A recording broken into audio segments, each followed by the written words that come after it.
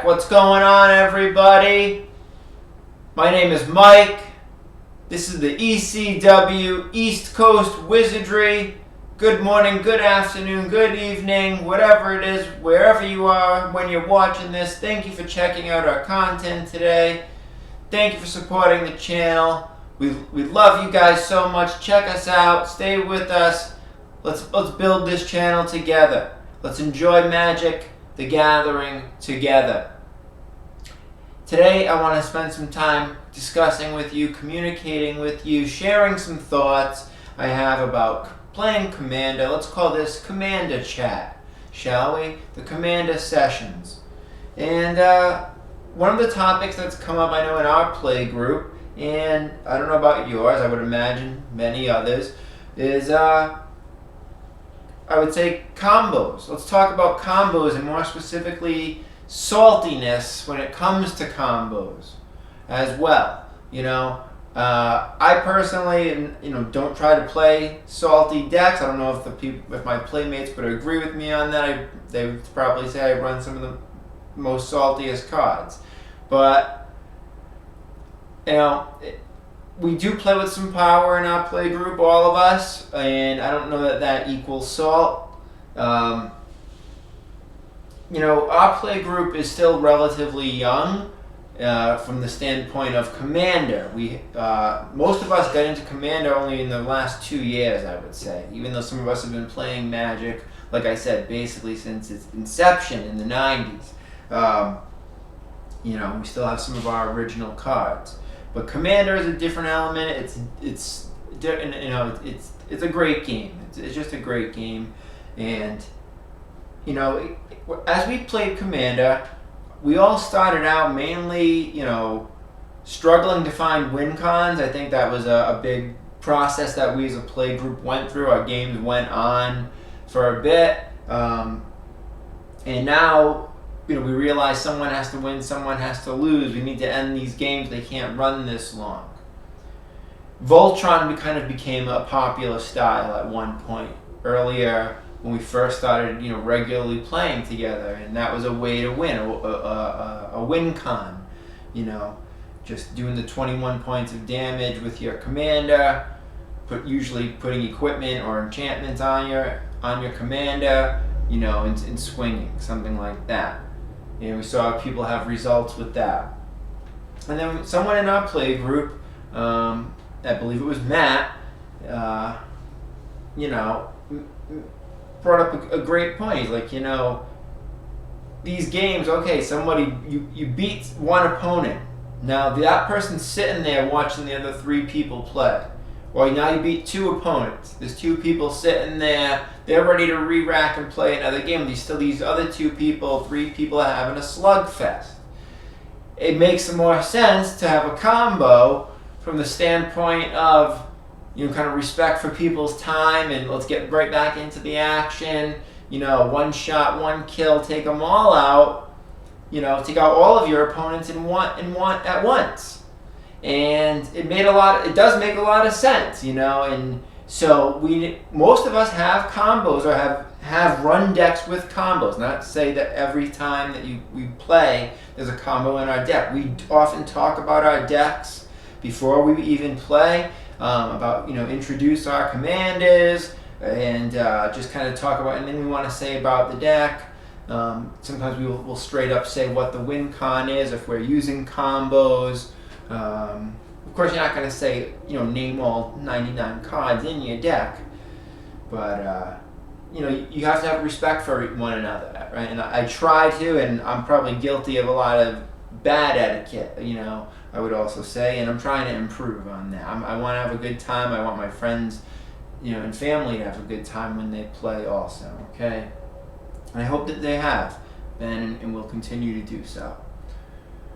So how can you run a combo that simultaneously wins the game, gets everyone ready to re-rack them, but doesn't hurt people's feelings, doesn't induce salt, if you will, doesn't create a salt element, the NaCl?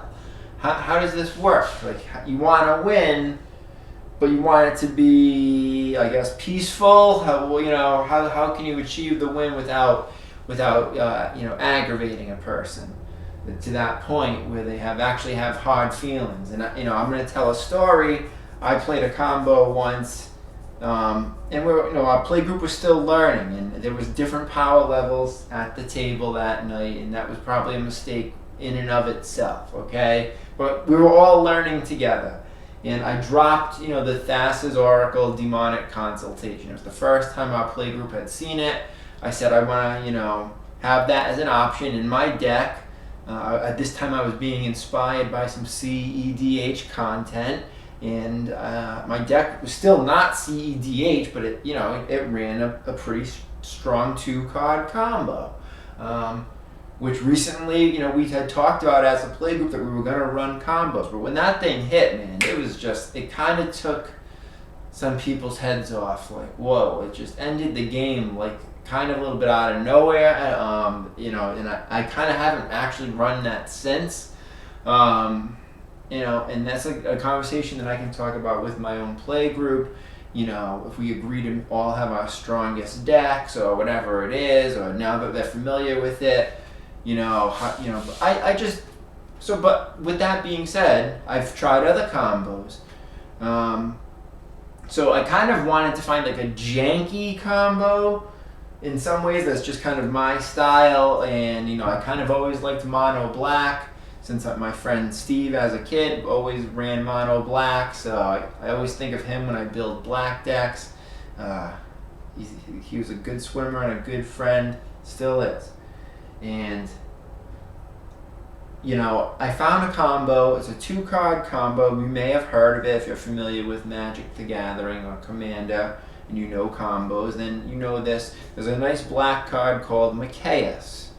Okay? And he has an ability where he can bring guys back from the dead. That's one of his abilities. I believe that's how it works. But I run him with another card called the Triskelion. So I can remove counters from the Triskelion, do damage. When Micaeus is out, he comes back. The Triskelion comes back from the dead. I remove counters to do damage. And I run that.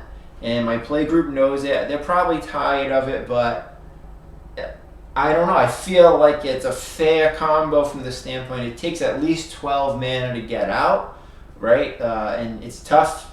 It's tough from the standpoint of if you put one of those combo pieces out, it's tough to keep it and protect it until you can get the next piece out. So that kind of forces me when I play that combo, most of the time I'll try to play both cards almost on the same turn. And I find that way I don't have to worry about protecting, because I think you can run it more or less at instant speed once you have it, those cards in play. So this is not just talking about just my combos. I'm sharing some of my experience with you guys. I've seen my playmates in my play group have definitely run some great combos of their own.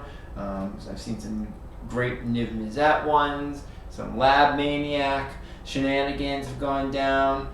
There's other stuff that my brother does that, like, I'm not even sure which cards he's using, some Sultai stuff that really just, he can take over a game. So, the question is, at what point can you have a combo in your deck?